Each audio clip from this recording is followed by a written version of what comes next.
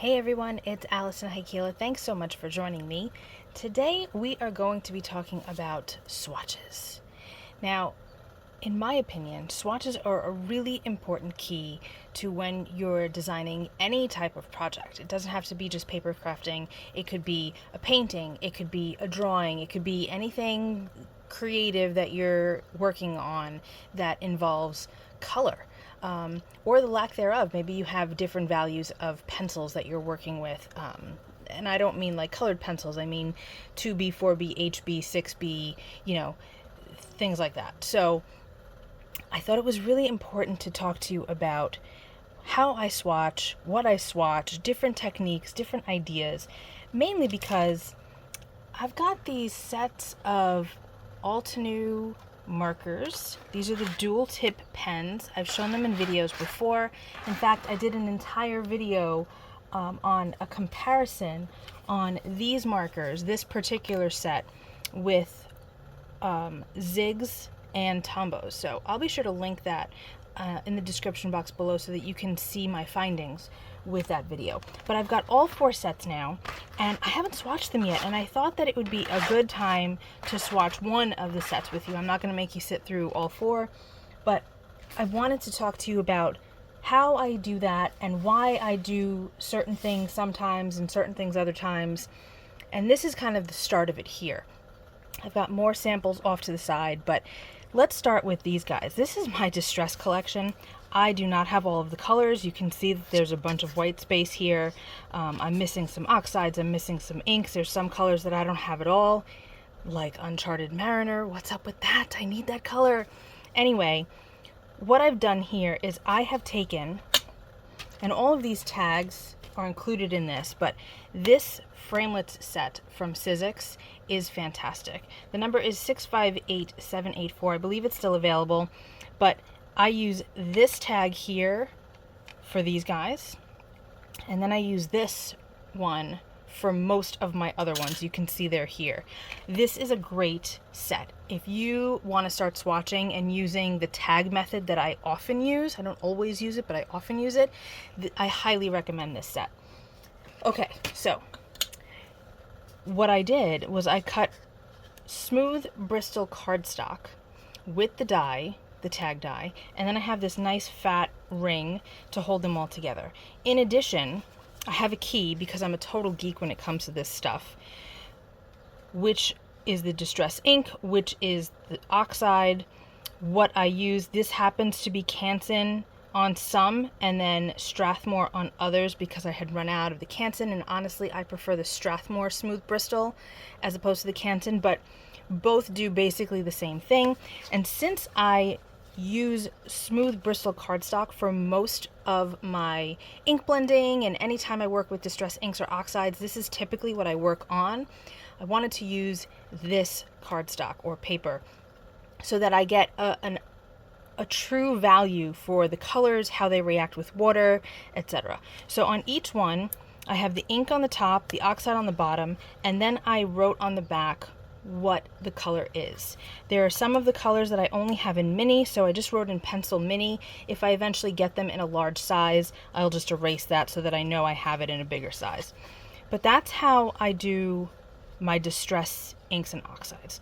It's super easy. If I decide that I want to go to the store, I can take this with me and see what colors I'm missing. Yes, there's an app that Tim Holtz has that you can utilize as well, but I just like to see the colors. Like maybe I've got like 7 colors that I want to get and I'm not sure which, and I want to see where I need to fill in the most. Like, oh, you know what? I have a lot of greens, but I don't have a lot of oranges, so maybe I should get, carved pumpkin, etc., etc. So that's why having this is super handy, because I can take it with me. If I'm not crafting in my studio space, I can go somewhere else with them and kind of work out my colors that way. So this is what I keep on my desk at all times so that I can use it as a reference. Now, since we're talking about distress, we'll hop over to embossing powders. So this is the little tag that I showed before, this guy here, and these are all of the distress embossing glazes that I have. I really need green. I need like rustic wilderness or mowed lawn, like for sure, and probably twisted citron, but that's a whole nother thing.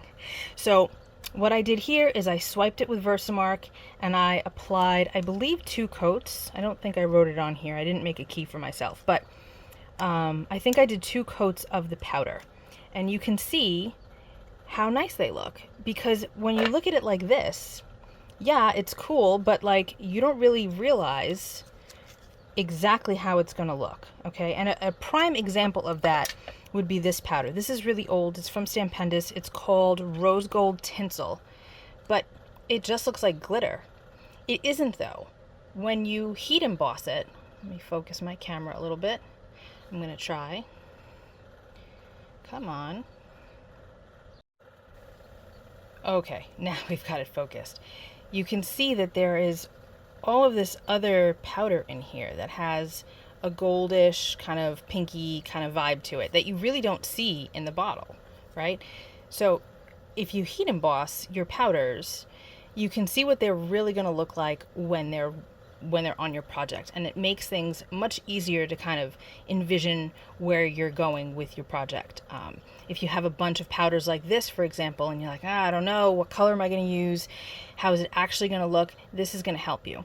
And I do this with all of my embossing powders. I put some Versamark ink on the top, and then I sprinkle a little bit of the powder and heat set it. You've got to be really careful, especially with these guys, because these are metal and they get really hot, so I hold them with my tweezers. And then after that, I will wind up making like a little swatch book like this.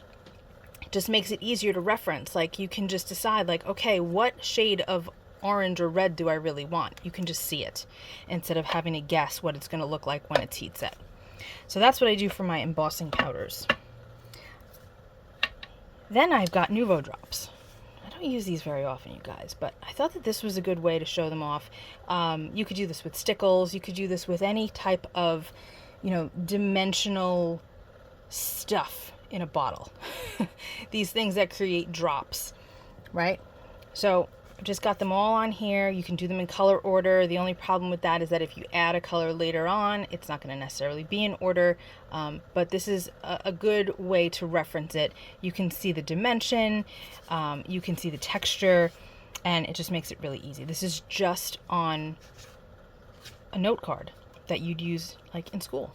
It's super helpful. I don't need to worry about using the cardstock that I'd use while I'm working with the product, whatever it is, for something like this, because it's not going to affect anything. I can do this on paper, I can do this on these note cards, I can do it on Bristol, I could do it on vellum.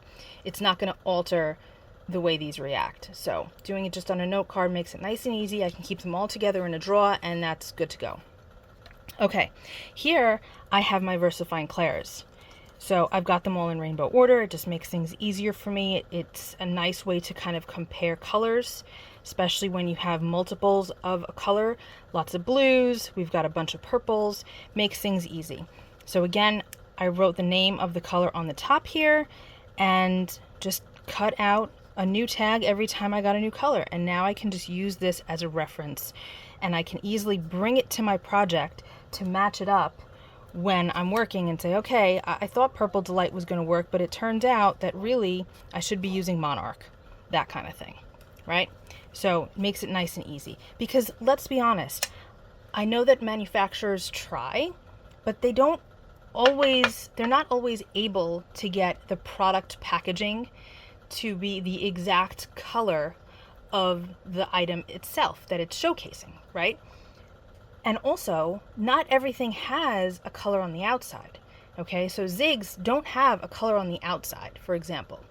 You need to either make them yourself, or you do something like this, and then you can see what the color really is, as opposed to just looking at the brush through that, kind of foggy looking cap that they have. So this makes it really easy, and it takes the pressure off those manufacturers if the color is slightly askew. I know that some of my Copic colors are vastly different from the cap to what the actual marker color is. So having something like that, a swatch book or sheet or something, and that brings me to my Copics, makes it so much easier. These rings are what I often use, by the way. These are, again, I say this all the time, they're ridiculously old. These are from Karen Foster Designs. I've got a ton of them, and I just use them whenever I'm making a new little swatch booklet. They're great. But you can get them, at the dollar store, you can get them at Staples, whatever. I just happen to like the bright colors, and I have a ton. So I have this chart for my Copics. I also have the Sandy Alnock hex chart. I will not be showing that on camera because that is a paid item and I don't want anybody to rip Sandy off. So if you are into Copic coloring, I highly recommend you get her hex chart. I also use this one. Sandy's chart has related colors next to each other, like blends that will work well together, whereas this is just the coloration in numerical order. Okay, so I like to use both. It just depends on what your coloring style is and what it is that you need to reference at the time. So both charts are super helpful. I printed this on paper that I use for when I'm using my Copic markers, again, because it's true to what I'm going to be using. If I use cardstock that's ivory or not the same, the colors are not going to blend properly, they're not going to look the same. So I use whatever it is that I'm going to be working with the most and I swatch onto that. Here are my zigs. Again, this is paper that I often use when I'm working with my zigs. This is Canson mixed media. I also use Bristol, but for this case I just happen to use the Canson, and I swatch the color, added a little bit of water to blend it out, and then you can see how they change with water. And this is just a simple way to see all of my colors at a glance. If I'm missing anything, what I want to use, I do have this color, it just faded. But yeah, it makes things much easier. And I keep these right next to where I keep my markers. For inks and sprays, same idea. And you can see that I have a ton of different ways that I swatch things. It just depends on where I'm storing things and how I'm using them. You know, if I'm working with markers, chances are I have a big space around me, or maybe I'm on the go and I'm taking like different things to color, and I can easily slide these into a binder or a book and have my chart with me. I don't want to have, you know, 130 of these to go through. I want to just be able to look at a glance at my entire marker collection and know what I've got. Or conversely, if I'm going shopping, like I said before with the distress inks, I can just say, oh look, I need BG07. You know, it just makes it easier. And yes, there are apps for all of this stuff and whatever. You can do it however you want. You can keep notes in your phone or notes on a piece of paper, but sometimes it's like, you know, would I rather have a B color or would I rather have a YR color? What gaps do I need to fill in if I'm on a budget? Am I really desperate for any more C's right now? Maybe. You know, it just depends, and it makes it easier for you to be able to look at this stuff, right? Okay, so here I have firework sprays, and this is just a larger note card, and all I did was I shook my firework sprays, opened it up, and used the little straw to kind of just make a line of each color. And now I can see exactly how shiny they are and what the colors look like. No, I'm not going to be working on note cards with this stuff, but I use firework sprays in so many different ways and on so many different types of papers and cardstocks that I figured that this would be a fine way to show these all, again, at a glance. I can see exactly what I've got, see if there's anything missing, and that's the end of that. These are my Delicata inks. I've got them in two different ways. I'm going to wind up probably putting them all on one note card or using one little swatch book. I just haven't done it yet. But you can see I just swiped each of the colors, wrote the name, and that's the end of it. I didn't write the names on this one, but I know that they're Delicata because they're super shimmery and, you know, I'm familiar with what I have. These are Altenew inks. I have the mini ink cubes for these, which is why I made these little swatches. I don't have a ton of Altenew inks, and I just have like, let me see if I can grab it. I have this little kind of basket, this plastic basket that I keep all of my mini ink cubes in, with the exception of my distress inks, because I have those with my full-size distress inks. And you can see here that I've got a bunch of swatches all on the side of all different mini ink cubes that I have. So I just keep them in here, and they're all together, and I don't need to worry like, oh, what's on the bottom here? Like, I can just kind of figure it out based on my swatches. This is the rest of the Delicata collection too. Aren't they gorgeous? If you don't have these, guys, seriously, you need to get them. Anyway, so that's how I do various swatches. So what I planned on doing with the Altenew markers, we're going to do Tahitian Terrace. I love this color palette. It's so beautiful. What I want to do is two things. I'm going to make a little swatch booklet with these tags. That's why I have so many of them die cut. I actually need to cut more, but we're only going to do one set, like I said. And then I've also got note cards. I'm going to have one note card for each set. And then eventually, if I feel like making an actual chart the way I have this one, I did not make this. Somebody in the Share Handmade Kindness group on Facebook had shared this with me after I had asked for one. If I can find that post again, I will link it in case you would like to download this. But I did not make this. But if I choose to make something like that, I might do that for these guys. We'll see. But I thought that for now, having them on note cards and having them this way would be sufficient. And then maybe I'll just expand later on, because I love colors. I love color theory. It's something that's totally geeky and I'm okay with it. And I love to see how colors work with each other, learn about colors. Color theory was one of my absolute favorite classes when I was in college, and I would love to take another color theory class or 5 just so that I can keep learning, because it's an exciting thing for me. So I'm going to take this out. I'm going to grab a pen and we're going to start swatching. Okay, I've got a pen. This is a pen that I really like to write with. It's one of the things that makes swatching even more enjoyable for me. I know I sound super nerdy. That's okay. It's something that I love to do. I could swatch all day. Like, I wish people would send me their supplies and let me swatch them for them because I would have so much fun doing it. So writing with a pen that is comfortable for me, because many pens are difficult for me to work with because of my Ehlers-Danlos syndrome. This writes really smoothly, and it's blue. I love blue pens. As much as I love black in general, blue pens make me happy. So most of my swatching is done with a blue pen. You can see that here. So what I'm gonna do is we're gonna start with this burnt red. Actually, what we're going to do at the top, we're going to write down Tahitian Terrace. Altenew, Tahitian Terrace. Now we've got our label. Now I'm going to take this color, and these markers they're a dual brush pen. So there's a brush tip on one side, and then we've got a teeny tiny fine line nib on the other. Really great if you like to write with this type of marker or pen. And now I like to skip a line. I'm gonna just scribble this out. And then I've got some water here and a brush. Now, admittedly, since this is a note card, this is not going to be the best for doing this. I should do it on Bristol, but I just want the effect of how it kind of starts to work itself out so I can see how the color shifts a little bit.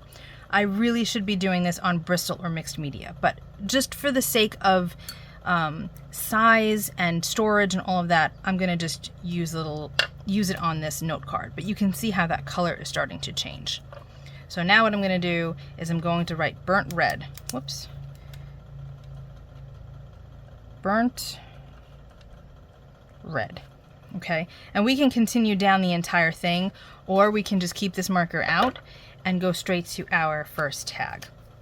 Again, these are cut with smooth Bristol cardstock, so we'll get a much better representation of how the color gets altered with water.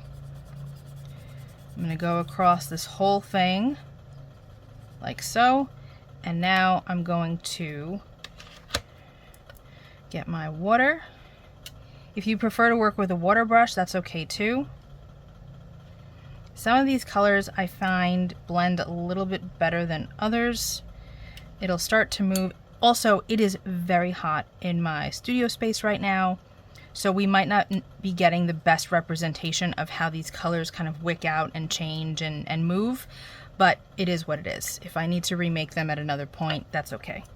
So now I'm going to put up here burnt red. And now we've got our first tag. And I do like to keep them in color order, you know, if I keep the set in place the way it was manufactured. If I decide later on down the road that I want to break them up by color, which actually, you know what? I think I might do that. because I'm creating 2 sets of swatches, I think what I'm going to do is I'll have each set on one card, obviously, and then as I make these tags, I will put them in my own color order. So reds are with reds, pinks are with pinks, greens are with greens, etc., so that I can see a little easier how they look next to each other and how they work together or not. So that's what I'm going to do. Okay, so we've got our next tag, and now we're going to grab Warm Sunshine. And this is an example here of how the color is very different from the cap.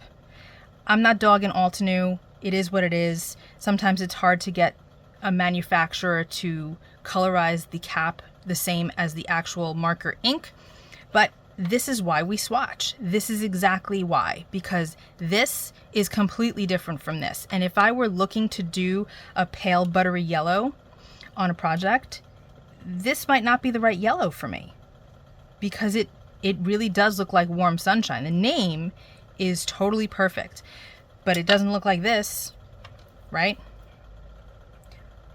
Warm Sunshine. Okay, so now we're going to move to our tag.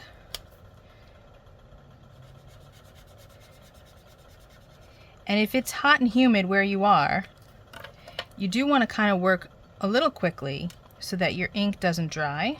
Sometimes you can re-wet them and they'll be fine, but occasionally, depending on what paper or cardstock you're using, they're going to soak in, and then that's the end of that. But I'm trying to work with things that won't do that. But it's really hot in here. So there we go. There's that. And now I'm going to write Warm Sunshine. In addition, since I've decided that I'm going to separate these out by color, I'm going to put on the back Tahitian Terrace so that I know which set it's from, so that I don't have to look through all of my sets. Tahitian Terrace. See? Tahitian.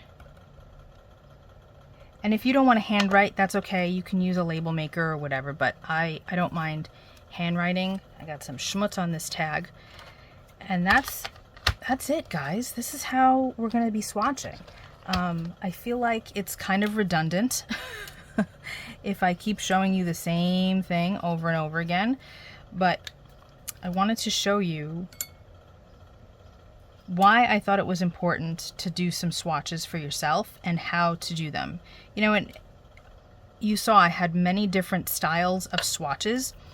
Use what works for your space.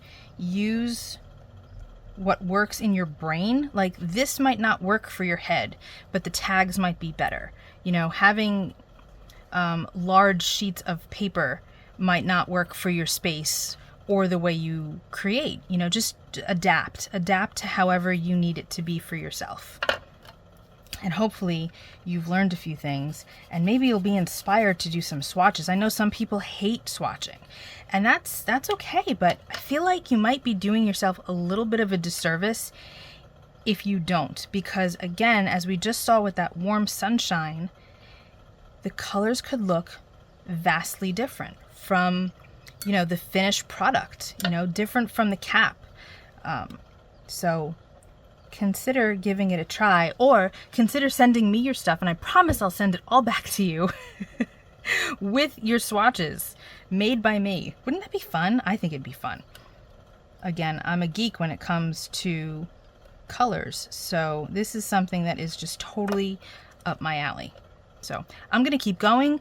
I'll show you the swatches for this when I'm done, and that'll be it.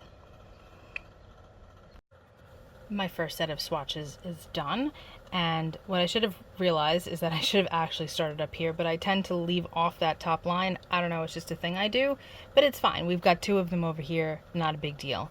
And then I change the order of the tags to kind of fit with the rainbow that I envision in my head. So you can see how they're here, and as I do the other 3 sets, I'll just fill them in, purples with purples, blue with blues, etc. So again, I hope that this helped you. I hope you find some inspiration here.